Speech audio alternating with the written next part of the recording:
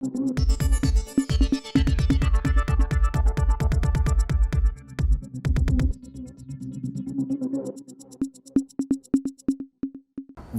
இது news focus Tamil.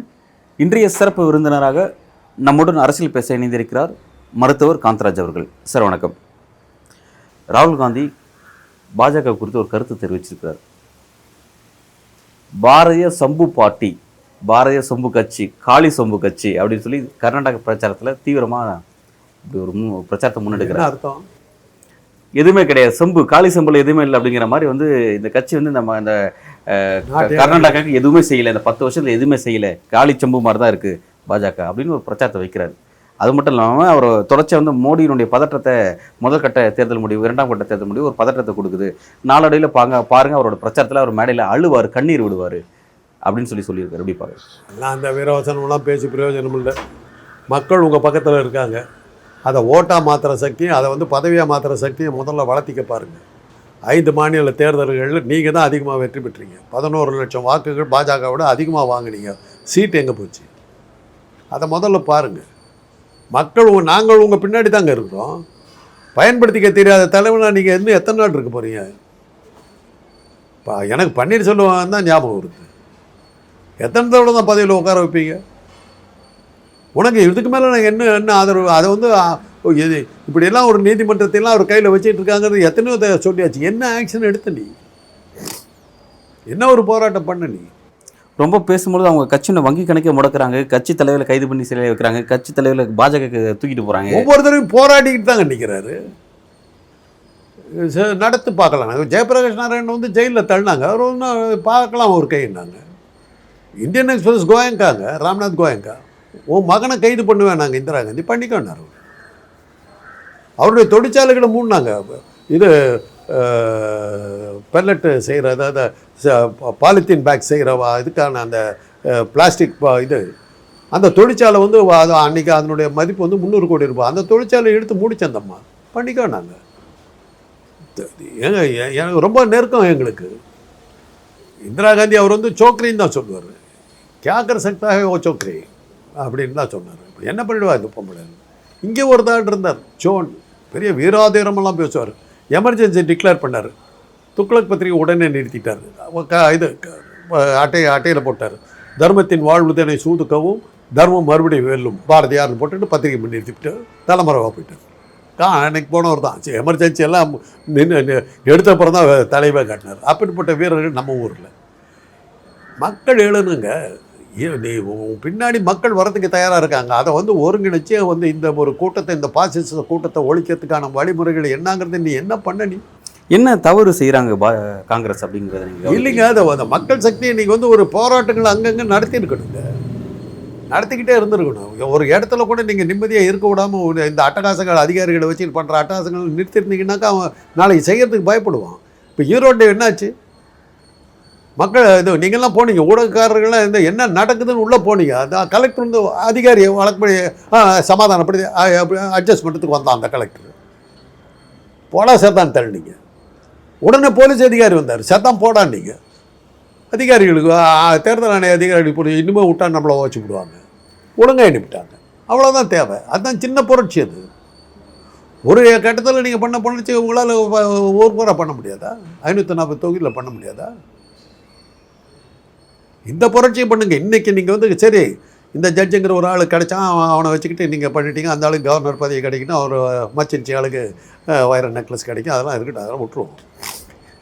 இப்போ இந்த ஜட்ஜினுடைய தீர்ப்பை வச்சுக்கிட்டு நீங்கள் வந்து வாக்கு எந்திரத்தை நீங்கள் வந்து எலெக்ஷன் டைமில் அத்தனை பேரும் பக்காவாக பார்த்துக்கிட்டு இருந்தீங்கன்னா என்ன பண்ண முடியும்? என்ன பண்ணிட முடியும்?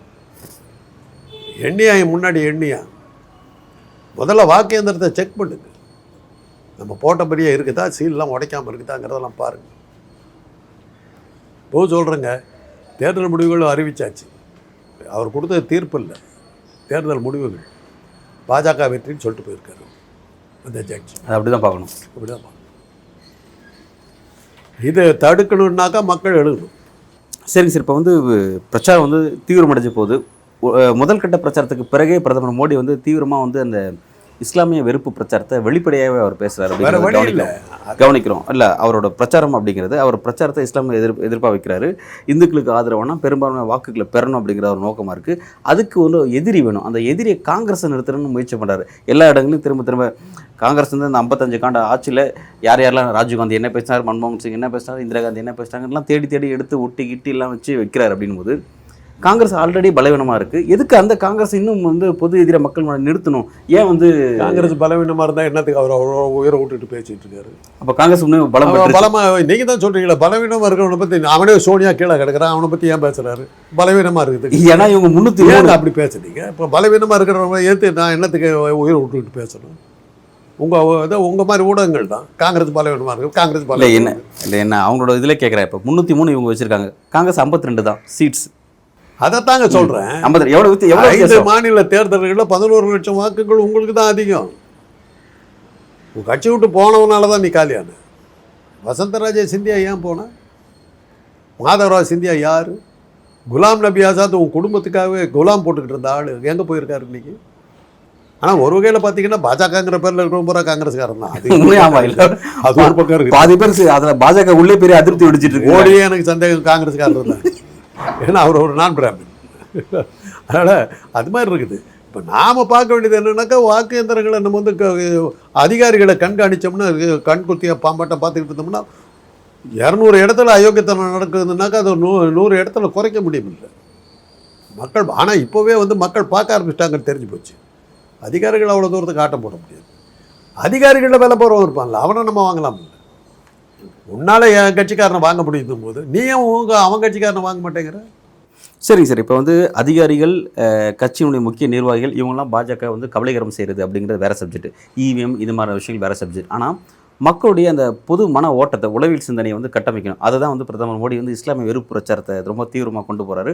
அதுக்கு பொது எதிராக காங்கிரஸ் நிறுத்துறாரு அப்படின்னு பார்க்குறோம். அப்போ இந்த விஷயத்தை தான் அவர் நாங்கள் தான் இப்போ இதன் மூலமாக தான் வாக்கு கிடைக்கின்ற இடத்துக்கு நகர்ந்துட்டாருன்னா அப்போ தனக்கான பிம்பம், இந்த 10 வருஷத்துக்கு தனக்கான ஒரு இமேஜ், அது எதுவுமே எல்லாமே முடிஞ்சிருச்சா? அது அவர் இன்னைக்கு வந்து எங்கேயாவது நான் இதை செஞ்சேன்னு சொல்லியிருக்காரு? சொல்லலை.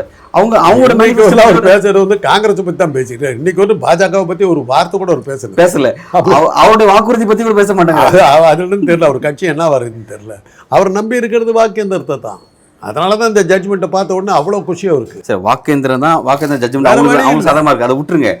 மக்களோட பொது ஓட்டத்தை இருக்குல்ல, மக்களோட மனதை வந்து வெல்றது இருக்குல்ல, அதுக்கு அவர் பயன்படுத்துறது வந்து பார்த்தீங்கன்னா இப்போ காங்கிரஸை எதிரியை நிப்பாட்டுறது அப்படிங்கிறத அவர் செஞ்சுட்டு இருக்காரு. அப்போ அந்த இடத்துக்கு நகர்த்துறாரு அப்படின்னா காங்கிரஸ் வளர்ந்துருச்சு அப்படிங்கிறத என்ன காங்கிரஸ் பார்த்து அவர் பயம் வருது. வந்ததுன்னா காங்கிரஸ் வந்ததுன்னா என்ன வந்ததுன்னா நீங்கள் பேசும்போதே நீங்கள் காலின்னு ஆயிடுறீங்க. வந்ததுன்னா அப்படின்னும் போது தெரிஞ்சு போச்சு, வந்துருவாங்க போட்டிருக்கேங்கிறது தெரிஞ்சு போச்சு. இப்போ நீ மக்கள் மத்தியில் பேசுங்க, என்னங்க மறுபடி மோடி வந்துருவான் போட்டிருக்கேன். இதே தான் லாங்குவேஜ். ஓகே, மோடி வந்துருவான் போட்டிருக்கேன். வந்துருவார் போல இல்லை, வந்துருவான் போட்டிருக்கேன். ஒருமையில தான் பேசுகிறேன். சரி, பயப்படுறாங்க. இன்னைக்கு இவ்வளோ நீங்கள் பேசுறதுக்கு என்னன்னாக்கா ஐயோ வந்துருவாங்க போட்டிருக்கேங்கிற பயத்தில் பேசுறது தான். நாடு முழுக்க அந்த பயம் இருக்குது, இந்த நாள் வந்துருவார் போட்டிருக்கேன். மொத்த பயமே அப்படிதான், அதுதான் இருக்குது. இன்னைக்கு மக்கள் மனசுல 10% மோடியை ஒழிச்சு கட்டணுங்கிறது வட மாநிலங்கள் எப்படி சார் இருக்கு? நீங்க சொல்ல மாநிலம் ஹிந்தி பேசக்கூடிய எல்லா மாநிலம் சொல்றாங்க அந்த பகுதி எல்லாம் எத்தனை பேருங்க இஸ்லாமியர்களை பகிச்சுக்கிட்டு இருந்துட முடியும்?